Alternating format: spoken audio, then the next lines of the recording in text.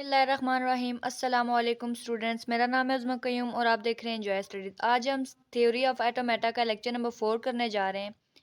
ये समरी आपने रीड कर लेनी है। इसमें हमें बताया जाएगा कि हमने इस लेक्चर में करना क्या है। ये बहुत ज़्यादा इंपॉर्टेंट लेक्चर है, लिहाजा इसको ध्यान से सुनना है। आगे एक एग्जाम्पल दी गई है, the language even and even. ये जो हम पिछला टॉपिक पिछले लेक्चर में करके आए हैं उसी को कंटिन्यू किया हुआ है। Language of string defined over sigma is equal to a b having even number. जो एक्सप्रेशन बनेगी उसमें इवन नंबर हो, as and even number of b's. A भी इवन हो और बी भी इवन हो, लिहाजा पहले आ जाएगा नल मतलब हाली, डबल ए डबल बी, ये इवन ही बनाओगे दोनों। यहाँ पे 4 टाइम ए आ गया, यहाँ पे 2 टाइम ए 2 टाइम बी, लिहाजा ये आप जितने भी देखेंगे इसमें 2 दफ़ा ए होगा और 2 दफ़ा ही बी होगा, जो कि इस कंडीशन को पूरा कर रहा होगा। It's regular expression can be written as double a plus double b plus. अब ये देखिए, ये कंडीशन जो है यहाँ पे भी इवन इवन है, 2 दफ़ा ए है 2 दफ़ा बी है।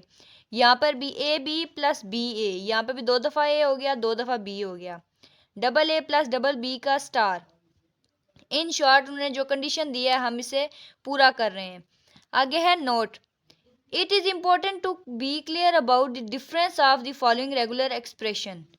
हम यहाँ से कंफ्यूज हो सकते हैं, तो ये हमें यहाँ पे क्लियर कर रहे हैं कि हर एक्सप्रेशन का मतलब क्या है। R1 is equal to a star plus b star, R2 is equal to a plus b का होल स्टार। ये चीज़ अलग है और ये चीज़ अलग है, हम इसको मिक्स नहीं कर सकते। इन दोनों का अलग अलग मतलब है। इनकी जो डायग्राम्स आगे नेक्स्ट लेक्चर्स में आप सीखेंगे वो भी एक दूसरे से बिल्कुल मुख्तलिफ होंगी। Here R1 does not generate any strings of concatenation of A and B, while R2 generates such strings.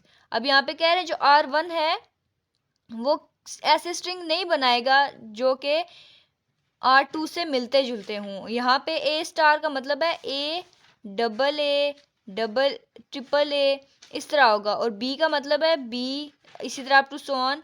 और ए प्लस बी का मतलब है कि यहाँ पे या ए आ सकता है या बी आ सकता है या ए बी आ सकता है अगर इसके ऊपर लूप लगी हो। ये जो स्टार होता है ना, स्टार यूज्ड फॉर लूप, ये आप एक नई टर्म है, याद रखें, नेक्स्ट लेक्चर्स में आपको काम आएगी। आगे आता है equivalent regular expression. Two regular expressions are said to be equivalent if they have generated the same language. ये आपका क्विज या क्वेश्चन भी आ सकता है।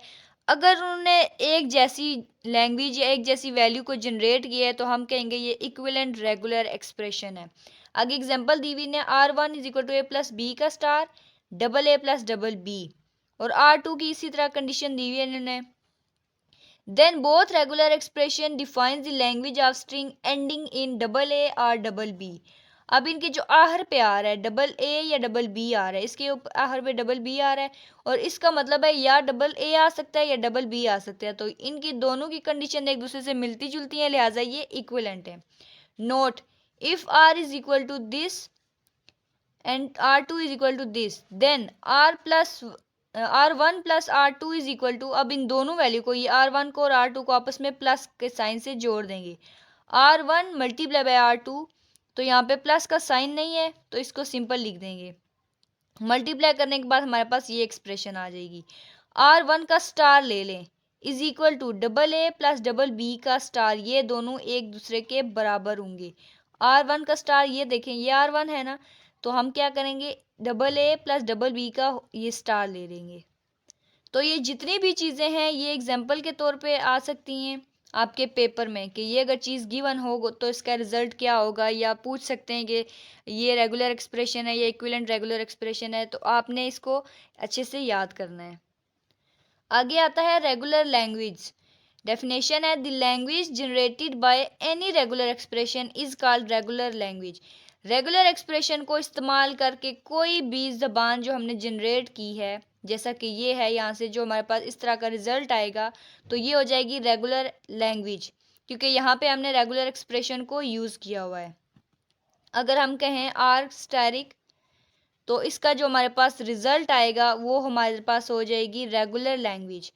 आगे है note, it is to be noted that if L1 and L2 are expressed by R1 and R2, मतलब L1 को R1 से L2 को R2 से रिप्रेजेंट किया जाए, then the language expressed by R1 plus R2 is the language L1 plus L2। ये जैसा कि हमें बताया जा रहा है, अगर R1 और R2 को प्लस करेंगे तो इसका मतलब है L1 और L2 को भी हम प्लस कर रहे हैं, और उसके दरमियान प्लस को हम यूनियन से भी डिनोट कर सकते हैं। प्लस को, ये आपने याद रखना है, प्लस को हम यूनियन से भी डिनोट कर सकते हैं। इसी तरह ऊपर प्लस का दिया हुआ तो अब नीचे ये मल्टीप्लाई का दिया हुआ है, तो ये अब आपने खुद कर लेना है।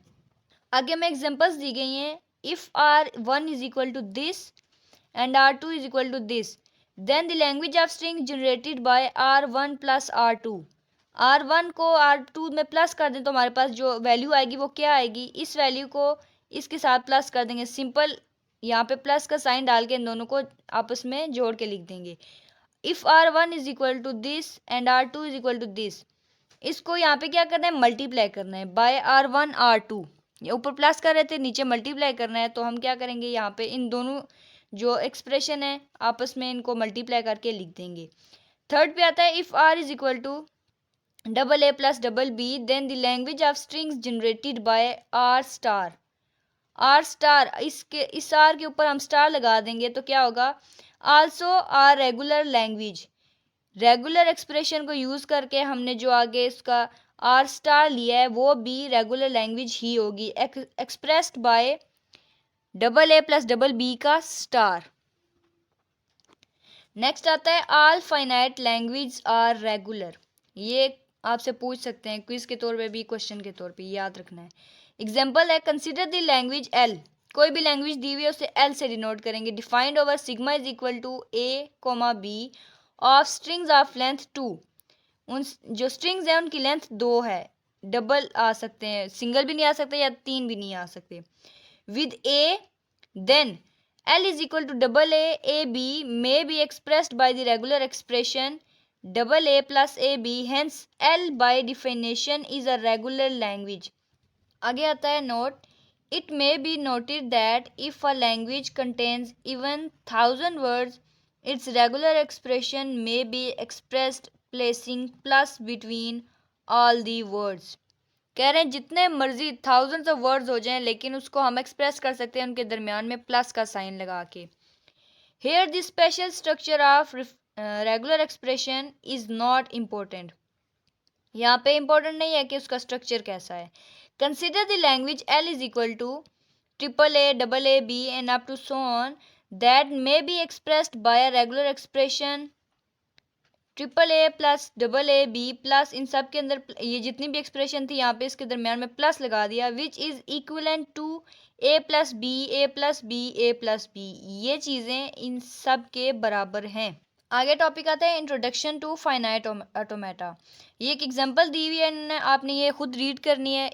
मेन चीज़ जो है मैं यहाँ पे आपको बता रही हूँ, फाइनाइट ऑटोमेटा में क्या होता है कि हम डायाग्राम्स के ज़रिए अपनी एक्सप्रेशन को शो करते हैं, डायग्राम्स के ज़रिए अपनी एक्सप्रेशन को शो करते हैं। जितनी भी एक्सप्रेशन ऊपर ये हमने सारी पढ़ी हैं, ये वाली, इन चीज़ों को डायग्राम की सूरत में शो करने को कहते हैं फाइनाइट ऑटोमेटा। यहाँ पे 2-3 चीज़ें इंपॉर्टेंट है जो मैं आपको बताऊंगी। ये होती है हमारे पास एक स्ट्रक्चर होता है, अगर इसके अंदर माइनस लगा दें तो इसका मतलब है ये इनिशियल कंडीशन है हमारे पास। अगर इसके आगे यहाँ पे प्लस इसके दरमियान में लगा दें तो ये हमारे पास हो जाएगी फाइनल कंडीशन। और इन चीज़ों को आपस में जोड़ते कैसे हैं, एरो के ज़रिए। अगर हम कहें कि ए चल रहा है तो इसके ऊपर एरो लगाएंगे ए, यानी कि यहाँ पे इनिशियल कंडीशन से ए की ट्रांजैक्शन हो रही है फाइनल कंडीशन तक। ये 2-3 चीज़ें जो आपने इंपॉर्टेंटली याद रखनी है, नेक्स्ट वीडियोज़ में आपको बहुत हेल्प आउट करेंगी। आगे टॉपिक आता है फाइनाइट ऑटोमेटा। यहाँ पे इसकी डेफिनेशन लिखी गई है, ऊपर एग्जांपल दी गई थी, यहाँ पे डेफिनेशन लिखी गई है। A finite automata F A is a collection of the following. ये कलेक्शन है, ये डेफिनेशन भी हो सकती है आपकी, तो इसको याद करना है, क्विज भी पूछ सकते हैं और क्वेश्चन भी दे सकते हैं। Finite number of states having one initial and some may be non final states. आपको मैंने ऊपर बताया इनिशियल और फाइनल स्टेट क्या होती है। फाइनाइट सेट ऑफ इनपुट, मतलब जो इनपुट देंगे हमें पता होगा कि वो कितनी है, 1 है 2 है, कितनी है। Letter sigma from which input strings are formed. आसान अल्फाज में पहला है कि इनिशियल और फाइनल स्टेट होगी, दूसरा है कि जो फाइनाइट सेट ऑफ इनपुट होंगे, जो भी इनपुट देंगे हमें मालूम होगा कि हम कौन सी इनपुट और कितनी तादाद में दे रहे हैं। थर्ड पे आता है finite set of transaction. Transaction मतलब ये जो तीर होता है, मैंने अभी ऊपर आपको बताया है, ये हमें पता होगा ये तीर कितने जा रहे हैं। ट्रांजेक्शन एक ही हो रही है तो कितनी हो रही है, एक ही हो रही है और कितने तीरों की मदद से हो रही है, ये भी हमें पता होता है। For each state and for each input letter there is a transaction showing how to move from one state to another. यही चीज़ हमें बता रहे हैं कि एक स्टेट से दूसरी स्टेट में जाते हुए हमें ये पता चलता है कि हम कैसे जा रहे हैं। और ये ट्रांजेक्शन अगर यहाँ से बी की हो रही है तो हम, ये तीसरा पॉइंट हमारा शो कर रहा है, ये पहला पॉइंट है जो इनिशियल और फाइनल स्टेट होगी। दूसरा है कि यहाँ पे ये एक इसकी इनिशियल स्टेट है, एक तीर निकल आया तो मतलब इसकी एक इनिशियल स्टेट, अगर यहाँ से एक और तीर निकाल दे तो मतलब इसकी दो इनिशियल स्टेट होगी। तो दूसरा पॉइंट भी क्लियर हो गया कि हमें पता होता है कि कितनी स्टेट्स होती हैं। तीसरा पॉइंट है कि यहाँ से जो भी ट्रांजेक्शन हो रही होती है वो हमें यहाँ पे मालूम होता है कि ये कितने वर्ड्स की और किस वर्ड की ट्रांजेक्शन हो रही है। आज के लिए इतना ही है। इसकी जो आगे डायग्राम या जो टेबल्स वगैरह बनाए हुए हैं वो भी मैं आपको नहीं करवाऊंगी, क्योंकि डायग्राम आपको आती होगी तो टेबल वो तब आपको समझ में आएगा। उम्मीद करती हूँ कि लेक्चर आपको अच्छे से समझ आया होगा, मैंने अपनी तरफ से पूरी कोशिश की है। तो मिलते हैं नेक्स्ट वीडियो में, रखिएगा अपना बहुत सारा ख्याल। अल्लाह हाफिज़।